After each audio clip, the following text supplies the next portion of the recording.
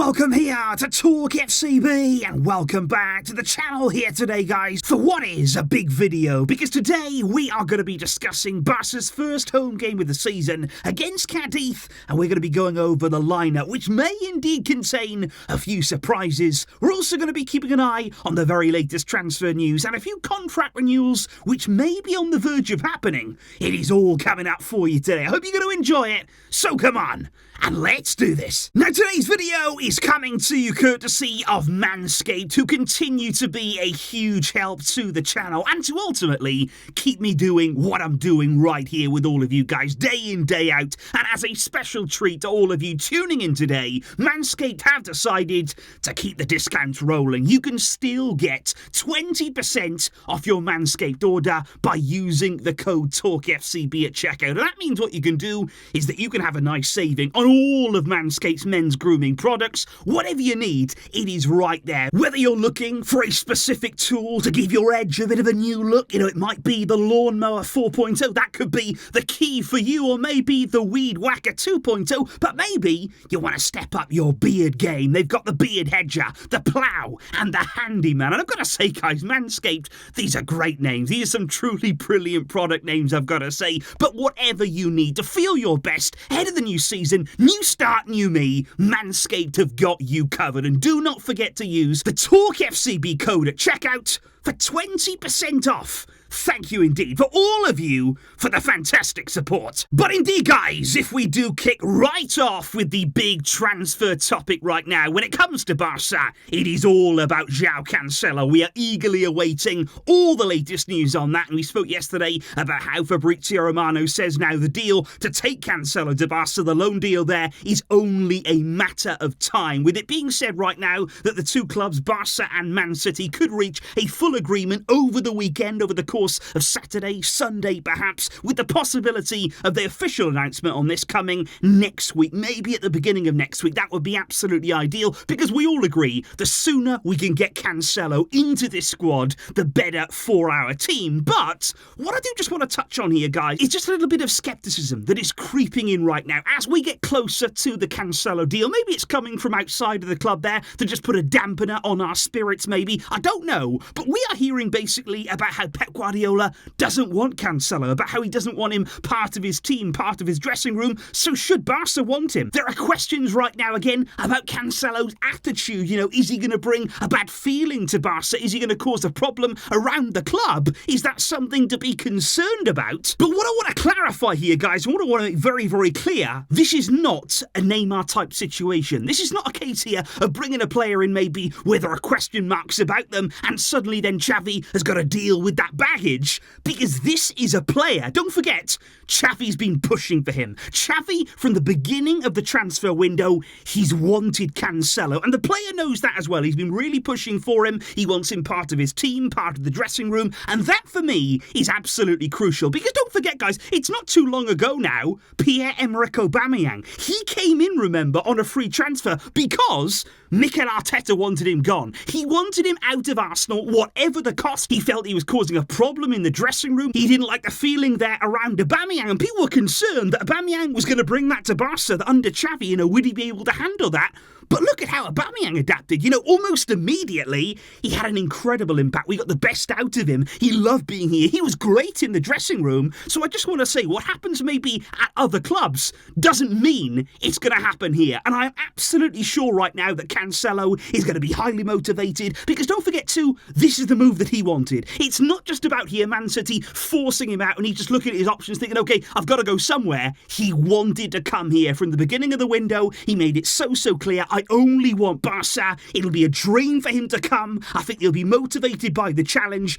And at the end of all of that, guys, don't forget as well the deal that we're actually doing for Cancelo. It is a loan deal with an option to buy. Not an obligation, an option to buy him. Now that there is an incredibly low risk signing. And I think when you think there of how good Cancelo can be at his best, the quality that he has the potential to show here at this club, it is very much a risk worth taking to bring him in, because I think the reward here for the team could turn out to be huge. And I, for one, I'm excited about his signing. However though, speaking about risk and speaking about the transfer window, that brings us on to the topic right now of FFP and some of the reported contract renewals that we've heard about over the past 24 hours or so, because Fabrizio Romano there has confirmed that Marc-Andre ter Stegen is very, very close to agreeing a new contract at Barca running until 2028. That would be a 3-year extension on his original deal there, which ran until 2025, and that would take Marc right up until his 36th birthday at the club, which for a goalkeeper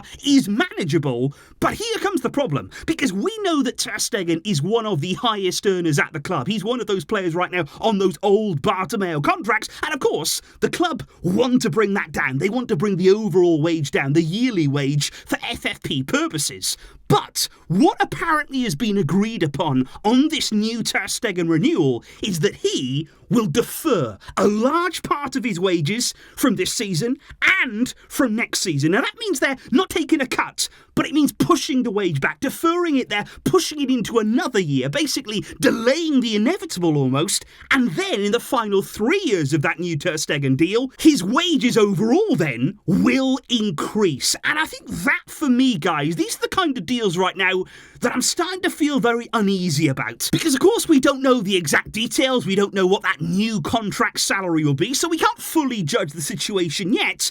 But I'm just wondering, what happens after those first 2 years, when there's a big jump in the salary again, when that increase happens in that new ter Stegen deal? Does that mean then the club are going to try and get rid of him in that time? Does that mean then they'll be pushing for him to leave when that time comes, to get rid of those wages again? Does that mean maybe they'll try and get a reduction when that time comes around?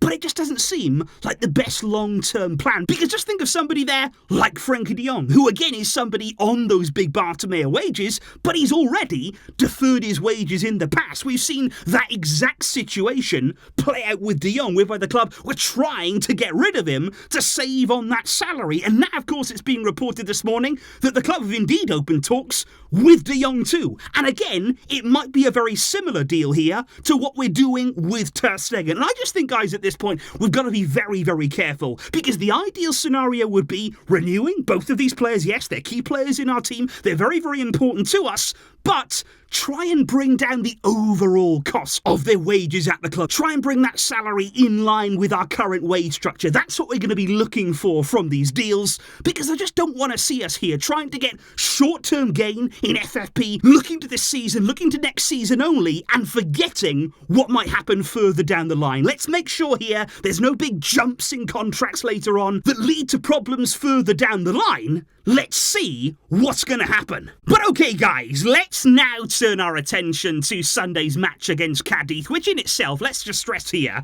that is not an easy game. Cadiz have caused us plenty of problems over the years. They can be a very frustrating team to play, especially off the back of that Getafe game. This is not going to be an easy one either. They can completely shut down the space. They can defend very, very deep, leave nothing at all in behind for us to exploit. So we have to be ready here for what is going to be a challenging affair. We're going to have to be patient. We're going to have to be focused right up until the very end. We do not have Xavi Hernandez on the touchline. He is suspended for 2 games. We do not have Rafinha, and of course we also don't have Ronald Araujo due to injury. So Barca here nursing a number of complications heading into this game. So what might the lineup be? Well, in goal, we will indeed be relying on Marc-Andre ter Stegen, and at left back we will have Alejandro Balde. Christensen will also be in the defence for sure, but then the question is Koundé now going to go out to right back? Now that would be a shame for me, because actually I think at centre back against Getafe, he was brilliant there. His ball playing ability was absolutely outstanding. He was spraying passes over the top with ease, but I do think he'll go out there, because if not, then you're going to call upon Sergio Roberto, which honestly, guys, if we can avoid it, we'd probably rather not do, because that then leaves it open at centre back. Could Frenkie de Jong play there again? That's what I'm wondering right now. Could we line up actually with Koundé, Christensen, Frenkie and Balde? Because don't forget, against Cadiz, we're going to be so high up the field. Frenkie is going to be able to just manoeuvre himself into midfield, to drop into midfield when he wants to drop back when needed. I don't think Cadiz are going to be putting real pressure on us all the way through the game, so I think they're definitely, Frenkie could start as that centre-back and just drift forward when needed. In midfield then, big question still, is Romeo going to start there? Do we need a player anchoring that midfield in this game? Xavi probably, I think, will play him. Gundogan as well will be in there alongside Pedri, I would expect. But then where do you play Gavi? Do you put him as part of that midfield three? Is there anybody that you would take out there right now to put Gavi in? Or is Gavi going to be in the front line? Because I think on the right-hand side, Ferran for me should replace Rafinha. I think Ferran had a brilliant game last season against Cadiz. I think this kind of game suits him really well. In tight spaces, you've got to be clever, you've got to move well. I think he really does suit this kind of game. Lewandowski, I would imagine, starts down the middle. And then on the left-hand side, I think it probably is going to be Gavi. A lot of people, of course, we've been talking about starting with 3 genuine forwards, but in this kind of game where the space is going to be really shut down, I think Gavi in that half space is what Xavi is going to go for on that left-hand side. Ferran, Lewandowski and Gavi. But then off the bench, you've got real options there. You've got the likes of Ansu Fati, who is going to be really interesting to see what his game time is going to be like in this one. You know, is there any chance that he does actually start? Is he going to come off the bench first or later on in the game? And of course, don't forget, guys, Lamine Yamal. He, for me, is still a player who can make the difference. We even saw it when he came on against Getafe. With his first touch, he makes things happen, but I still feel as though we're going to be cautious with him. Xavi's going to ease his way into the first team, and I don't expect him to start just yet, but he's always there as a brilliant option. But do let me know, guys, what you think there of that potential lineup. Are there things that you would change? We do have some good competition right now. There's plenty to debate, I feel, and that is why I'd like to know, how would you line up against Cadiz? Because I just think overall, guys, there is no getting away from it right now. After dropping points in our first game against Getafe, the nightmare kind of game that is, there's suddenly pressure on this one. You don't want to drop points 2 games in a row at the start of a new season. I know Pep did it in his first season and things went quite well then, but that was kind of an anomaly. So I want to see here a team go out, perform well, win the game, of course. An early goal would really help us against a team like Cadiz. That would really help open up the game a little bit more. But do let me know, guys, in the comments down below how you'd be lining up, what you think the score is going to be, and also what you make as well there of that transfer news. Joao Cancelo, those renewals that we spoke about. Let me know all of your thoughts in the comments down below, and I will see you tomorrow for the big game itself, for all of the reaction. And let's hope that there's more celebration than last weekend. Let's hope there's a lot less anger in this weekend's review. We will have to wait and see how it goes. Thank you indeed, though, guys, for joining me today. Thank you indeed for Manscaped for all of their support too. I will see you soon with plenty more on the way. But until next time, as always, Visca, El Barça.